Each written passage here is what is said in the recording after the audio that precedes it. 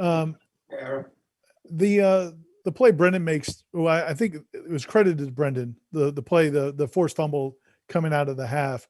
That seemed like just an enormous play in the game. How good was that for him? I know he had a couple other plays, he had the interception as well, but how good do you think this game overall was for him in his development? Yeah, I thought BG really played his best game by far, and it's really been mounting. I think these past couple of weeks have given him a chance to really train the right way. He was so limited early in the year, but he was really involved. I know he was credited with the forced fumble. He had the one pick, but he had the other pick on the Jarion Jones called PI in the end zone too. So, he was around the ball. That third one was huge. I thought, the way we had to step up in the second half in the opening series there to get it to a 3rd and 1, have the ball bounce. Amari Gaina had coverage and Steve was chased from inside out. BG's in the post there, and he's got to come out of the post on a quarterback run play. And to make that hit and to keep the ball in bounds for Marty to recover, it was a huge play for us. Huge momentum and our offense to respond. I thought the second half, where we came out with those first 4 series stops with the takeaways, I thought that was a big momentum changer for our football team. From Noles 247. Hey, Adam, I'm curious to get your thoughts. Two-part question, I guess. One, the impact that Hamsah Nasirildeen made, and then 2, the reaction to his interception from the sideline. You've been coaching for a while. Is that one of the more unique responses you've seen in your time? There's a lot of unique things that have happened this year, but Ham really proud. If you just look at the interception and just his progression, he's out there and he's playing. He's got his knees bent. But just progression, the tight end runs an Ohio route, his eyes snap to one, sees the release, gets his eyes back to the cue, and catches a tip. And it's kind of exactly the way you think it would go, just where he would be in that place in the field. But the thing about Ham is you really don't have questions about his preparedness, his preparation. And then, there's some competitive expectations there. When your number is called, you make the play, which he does. And I'm so proud of him, so excited for him, the smile on his face, to see him, after that play and to see our team react the way they did. The other time was when he finally got back there ready to play in that NC State game. You felt the same amount of energy that Ham brings to this football program. So I was proud of him, and I was happy for him. Antoine Staley from Tallahassee Democrat. Hey, Adam, just to talk about the defense and just kind of the adversity that they faced on Saturday and how you think they handled that. You want me to get that, Antoine?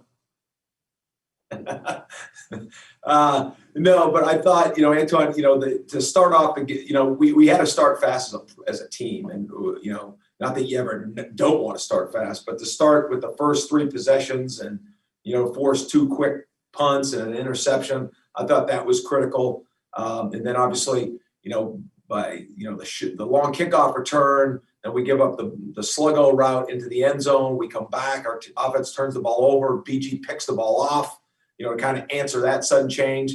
Then we give up a quick score and then a long drive with just a PI, 3rd down conversion. So you're going in the locker room and you played really well early, and then you gave up some mistakes there at the end of the first half. But then to come back in the second half and have 4 straight stops, 2 being takeaways, I thought that was huge, just with the momentum. And, at that point, that's kind of, really created the momentum for us to finish that game off. So Kurt from the Democrat. You've got 2 true freshman linebackers in Steven Dix and DJ Lundy, who've both been asked to step into pretty significant roles in their first year. I guess how much growth have you seen from them just because of the responsibility that's been thrust onto them? Yeah, well, a great amount of respect for both those guys. What Steven's done, and, it was really, Steven was a mid-year enrollee, so he was able to be here for the offseason. DJ was a little bit dinged up there in camp and early in the season. So, Steven's opportunities were a little bit more. Just, he deserved it all. But he is making the most of it. There's still some mistakes that he knows he's got to clean up, but, he's learning under fire and he's getting better because of it.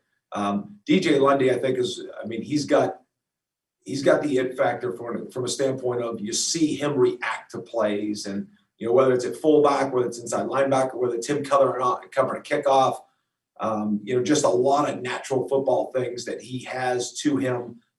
He was somebody we got to know late in the recruiting process, but boy, I'm glad we got him. I think he's going to have a great career here at Florida State. But, it is, you look out there and, Amari was out there, but Steven and DJ are lined up next to each other. And we got banged up there late. And, excited to see those two play together. And we'll be seeing that a lot moving forward.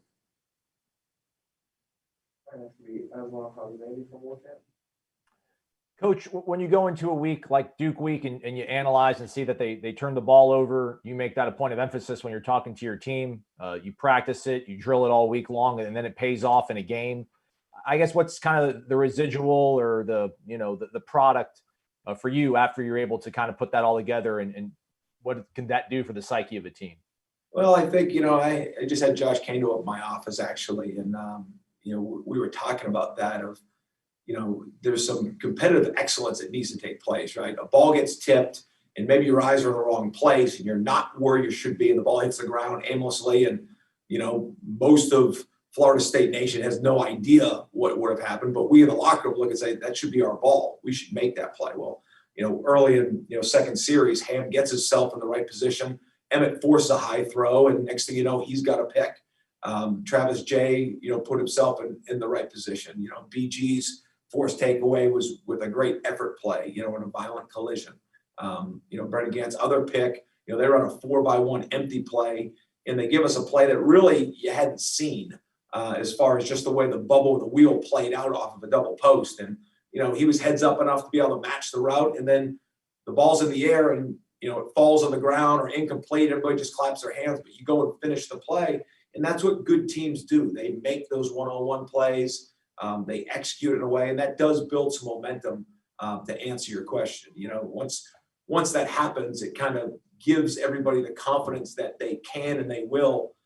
So it was good to see, especially from the safety position, that we've been shuffling guys in and out throughout the year to see Travis, BG, and Ham all make significant impact plays was definitely positive. Go back to Ira for more.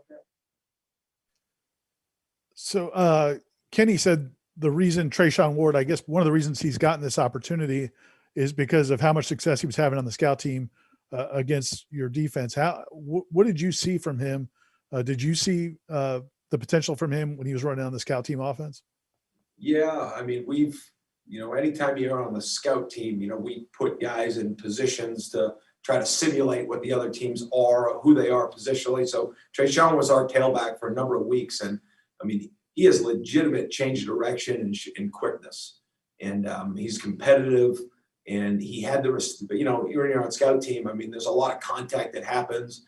Guys knock him sideways, but he keeps picking himself up. And, the effort he showed, the respect level that our guys had for him, we knew there'd be a place for him on this football team, whether it's in special teams, whether it's on offense, touching the ball, whatever that looks like. But Treyshawn's got legitimate skills, and he's got a big team heart for himself to help this football team. So we were excited.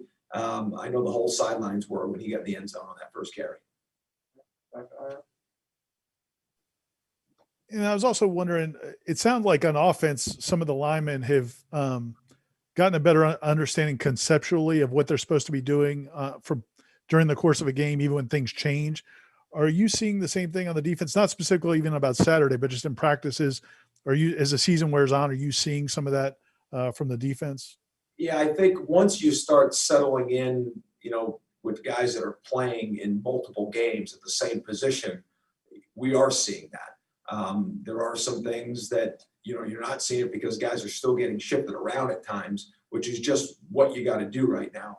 But I think consistency with the plan, consistency with the positions, and also you take an effect when guys play next to each other, they get a feel for how that's going to play together, both from a communication and a comfortability and a trust. We all wish that you just put 11 guys out there and they're all going to trust each other unequivocally every play, but all of a sudden this piece gets changed, that piece gets changed. Not only are you asking guys to do different things, but now their teammates next to them say, all right, is it going to get done the way that I thought it was going to get done with this guy? So I think the trust, the execution, it's all part of the cycle of playing good football. And I think we are seeing that come together. All right, thank you, Coach. Thanks, guys.